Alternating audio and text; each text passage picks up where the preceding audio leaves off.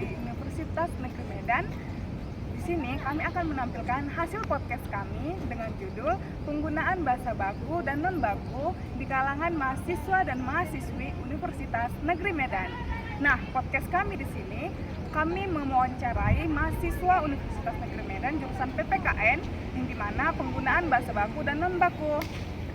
Nah, bahasa baku dan non-baku sendiri memiliki arti yang berbeda, yang dimana bahasa baku biasanya digunakan dalam forum resmi seperti skripsi, sempro, dan surat-surat resmi lainnya. Sedangkan bahasa non-baku biasa kita gunakan pada kehidupan sehari-hari seperti berbicara dan berkata-kata. Nah, di sini saya dan tim saya akan memperkenalkan diri. Saya sendiri Adelina Dunita Silalahi dan teman saya Anissa Panjaitan. Saya Yolanda Zihide. Selamat menyaksikan. Sebelumnya kami mengucapkan terima kasih untuk Abang atas waktunya untuk melaksanakan podcast dengan kami. Izinkan kami terlebih dahulu untuk memperkenalkan diri. Perkenalkan, nama saya Yolanda Zihide dan teman saya.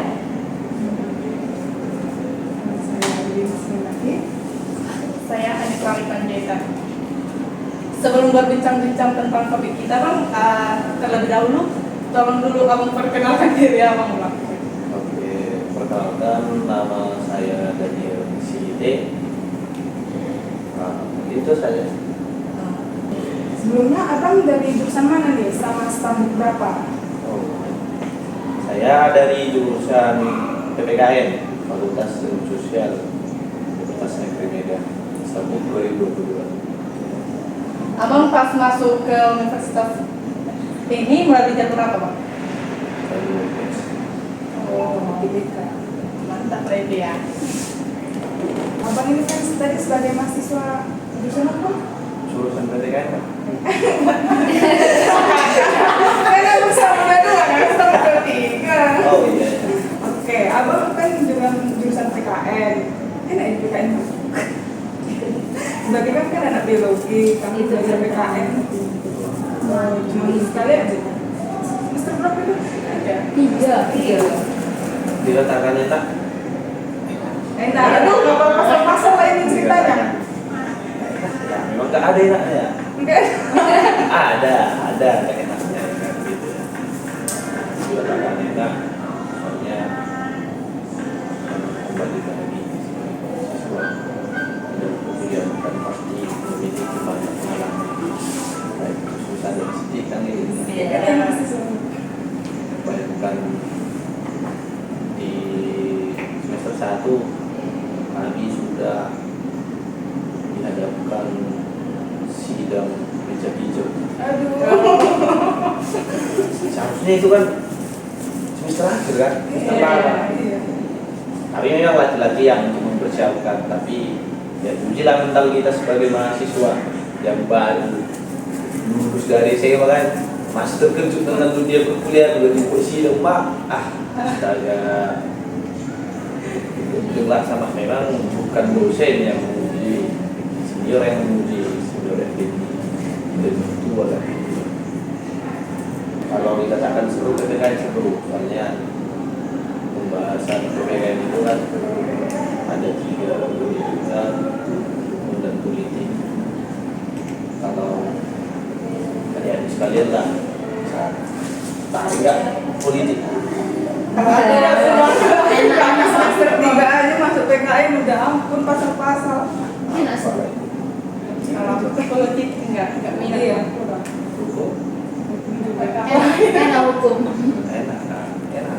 Soalnya kita cari masalah gitu. Seperti yang kita ketahui kan Bang, bahasa Indonesia sebagai bahasa resmi memiliki standar kebakuan yang harus diterapkan dalam ranah akademik dan profesional. Namun realitas di kalangan mahasiswa menunjukkan bahwa penggunaan bahasa baku seringkali diabaikan dalam komunikasi sehari-hari, baik dalam tugas akademik maupun di lingkungan sosial. Pengaruh media sosial, budaya populer, dan perkembangan bahasa gaul menjadi faktor utama yang mempengaruhi perubahan pola bahasa mahasiswa. Pertanyaan yang ingin kami tanyakan untuk Abang, Bagaimana tingkat penggunaan bahasa baku menurut Abang di kalangan mahasiswa dalam berbagai situasi akademik dan non akademik? Misalnya penggunaan bahasa bakunya di kelas dan di luar kelas dalam bahasa sehari-hari. Kalau tingkat penggunaan bahasa baku ini dari penjelasannya saudari dia tadi sampaikan berbeda dengan informal dan formal ya, di dalam dan di luar. Kalau di dalam lingkup kampus itu, apalagi di ruang lingkup akademik, tentu saja penggunaan bahasa baku itu sangat tinggi. Itu jadi berkaitan dengan di situasi apa, pada saat kapan.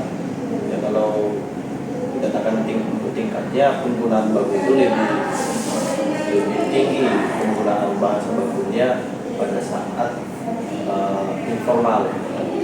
Berbeda lah pada saat informal ya kan, bahwa penggunaan baku itu pasti banyak sekali campuran penggunaan bahasa.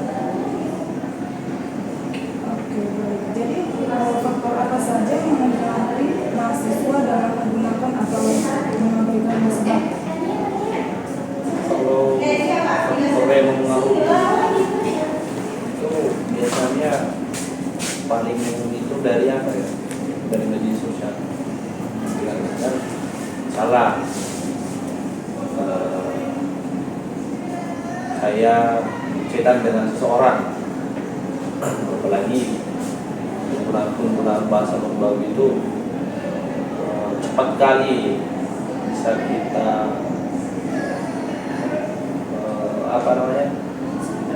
langsung diterapkan gitu, langsung misal lo gue kan gitu. Itu kan biasa kalau sekarang. Kalau misalkan kata aku dan kamu itu biasanya katanya terlalu private kan gitu. Iya, terlalu dekat. Misalkan seperti itu. Jadi dari apa sih? Faktor yang paling utama itu dari media sosial gitu. Tapi kadang waktu kita berbicara gitu kan bahasa baku ini kan penting kan, kalau misalnya kita menggunakan bahasa baku kadang kita susah gitu kalau bahasa non baku seperti gue itu udah sering gitu ya.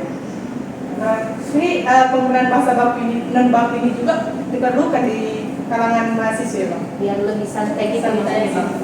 Ya kalau diperlukan sangat diperlukan karena itu kan bagian dari komunikasi, bagian dari mengekspresikan pendapat itu.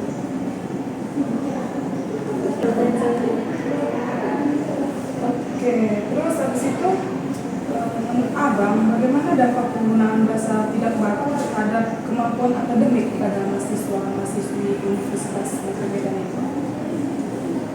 Kalau untuk akademik ya, kalau untuk penguasaan, kalau kita nih misalkan menguasai bahasa baku, ya kan, ya, tentu saja kita akan lebih gampang misalkan dalam penyusunan laporan, ya kan. Apalagi mahasiswa, tugas mahasiswa di akhir nanti adalah menyusun skripsi, itu kan tugas terakhir. Di setiap kata dalam penyusunan laporan tersebut itu kan nanti diperiksa oleh dosen. Jadi kalau diumpai nanti kata-kata non baku di dalamnya kan pasti revisi. Ya, jadi juga kemudian itu sih. Jadi di sini kita itu harus menguasai bahasa baku juga ya Bang. Sangat. Pertanyaan selanjutnya, menurut Abang, apakah terdapat korelasi antara kebiasaan menggunakan bahasa baku dengan keterampilan berpikir kritis dan komunikasi formal? Pertanyaannya tentu ya. Apakah terdapat hubungan antara kebiasaan menggunakan bahasa baku dengan komunikasi formal? Terdapat sih. Kalau penggunaan bahasa baku itu dibiasakan, tentu saja ini akan berdampak positif ya kan, berkaitannya dengan kritis juga pasti. Makanya kadang-kadang juga di dalam kamus bahasa Indonesia banyak kosakata yang tidak kita mengerti ya kan, tidak kita paham. Jadi lebih banyak penggunaan atau penguasaan kita terhadap bahasa atau kata-kata yang baku, ya tentu kita pasti memiliki wawasan dikarenakan kata-kata itu kan memiliki arti. Kalau abang sendiri di dalam lingkungan sehari-hari itu menggunakan bahasa baku atau gimana? Kalau sehari-hari kebanyakan sih tidak baku. Tahu. Tapi kalau sampai ngomong sama dosen biasanya pakai bahasa baku. Bahasa baku. Kadang juga bahasa baku itu kan ditunjang oleh apa namanya, logat yang pas ya kan. Dan juga logat petani, bahasa baku logat tak mendukung gitu. Lagi dilogatkan sama bahasa Batak gitu kan. Saya ngomong kadang pakai bahasa Batak sama gini Bang, ini bagaimana strategi efektif untuk meningkatkan kesadaran mahasiswa terhadap pentingnya bahasa Baku?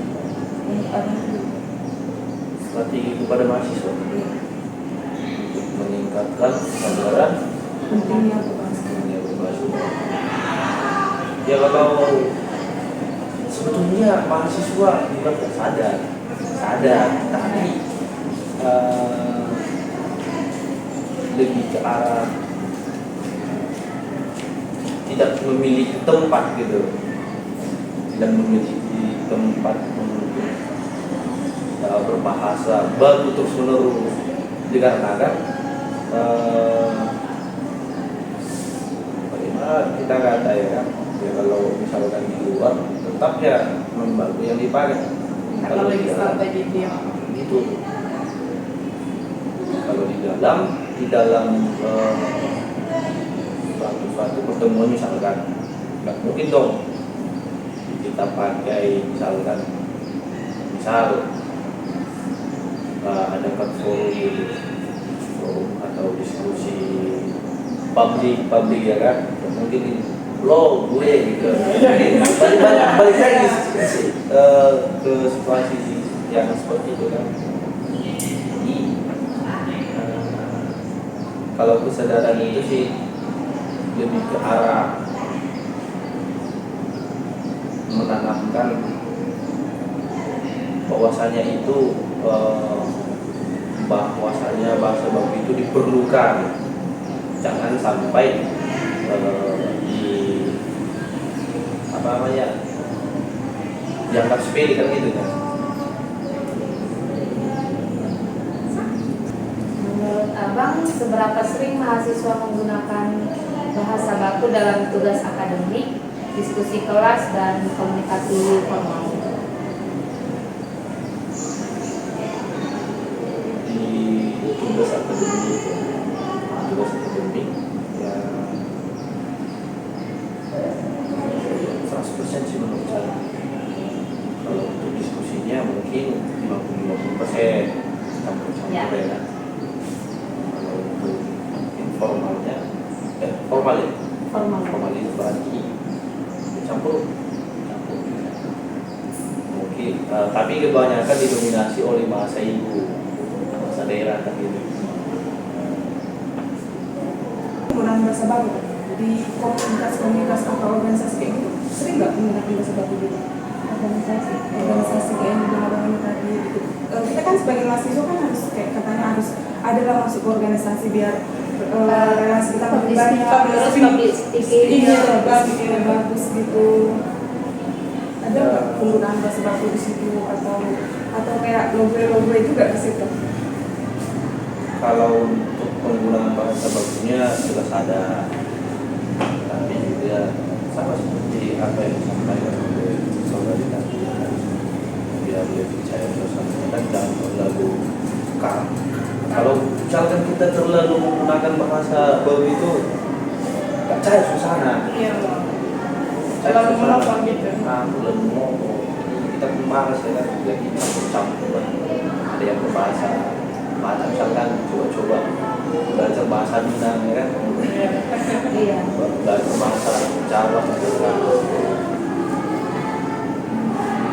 Tapi dengan adanya bahasa yang baku itu akan membuat kita lebih nyaman kan Bang? Menurut abang gimana? Menurut abang Apalagi sendiri, saya abang lebih nyaman menggunakan bahasa Baku baku atau atau bahasa non baku? Jelas itu sebetulnya terlalu terlalu umum bahasa itu bukan terlalu umum sih. Kalau umum dikatakan bahasa Indonesia kan itu yang umum. Tapi kalau terlalu formal sekali, misalkan lumpuhin. Kamu orang ini kan gitu juga ya, yang nggak terbiasa dengan bahasa gaul misalnya.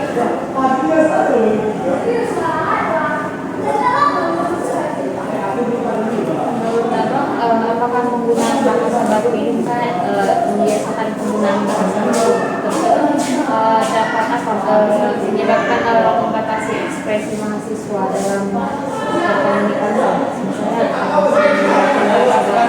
dia lebih kayak ekspresinya tidak terkeluarkan lagi. Jadi Misalkan lah, ini kembali dipertanyakan apakah dia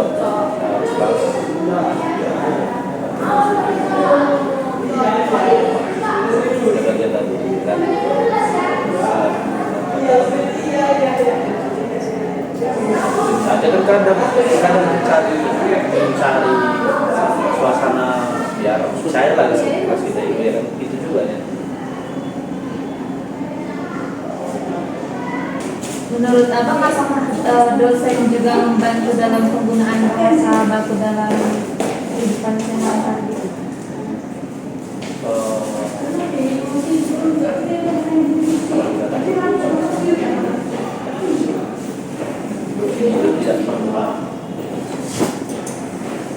Tidak pernah menunjukkan penggunaan bahasa itu harus selalu baku. Yang penting sopan kan gitu ya, nyaman, tidak menggunakan bahasa itu. Tahu pernah adik-adik jumpai dosen yang membuat ketentuan supaya menggunakan bahasa baku itu?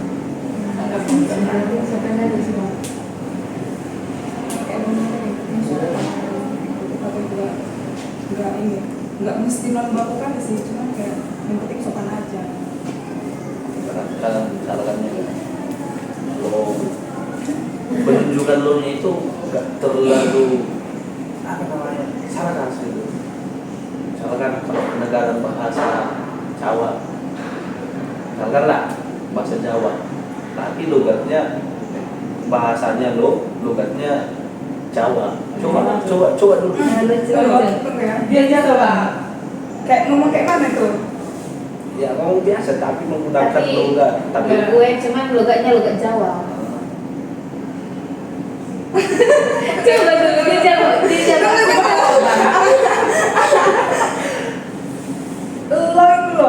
Masa gimana?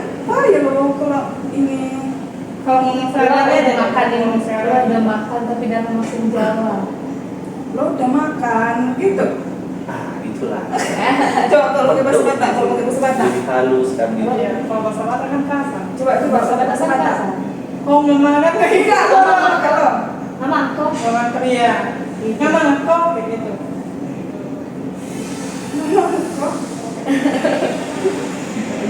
Itu kan bahasanya itu kan beda. Kalau bahasa Jawa itu kan lembut, kalau bahasa Batak itu dominan kasar. Oh, pantas dibilang orang Jawa lembut-lembut ya, karena itu. Kalau orang Batak kan dibilang lebih kasar. Walaupun ngomongnya santai, itu kan kayak penekanan suaranya itu keras gitu. Oh, coba kalian gua ngomong pakai bahasa Batak. Enggak salah deh. Kayak ngomong kayak gini lah kan. Suara Batak itu dari saya itu kan masuk ke kata. Bahasanya ini Batak kayak gitu. Ya, misalkan seperti bicara kita ya kan. Kalau bahasa Batak itu biasanya tipe molo-molan kan gitu. Itu molo-molan. Bahasa Indonesia nya itu pun kalau Minang kan gitu. Iya. Itu ya. Jadi lebih ke arah kasar kan gitu.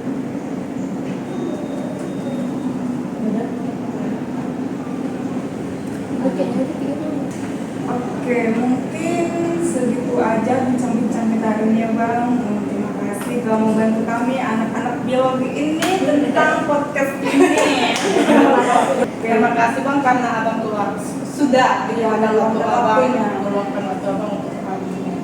Semoga ilmu yang abang kasih ke kami dapat kami terapkan dan abang lancar kuliahnya kami juga lancar kuliahnya semoga Abang cepat lulus, kami juga cepat lulus. Terima kasih telah menyaksikan video podcast kami. Kurang lebihnya kami minta maaf. See you next time. Bye bye.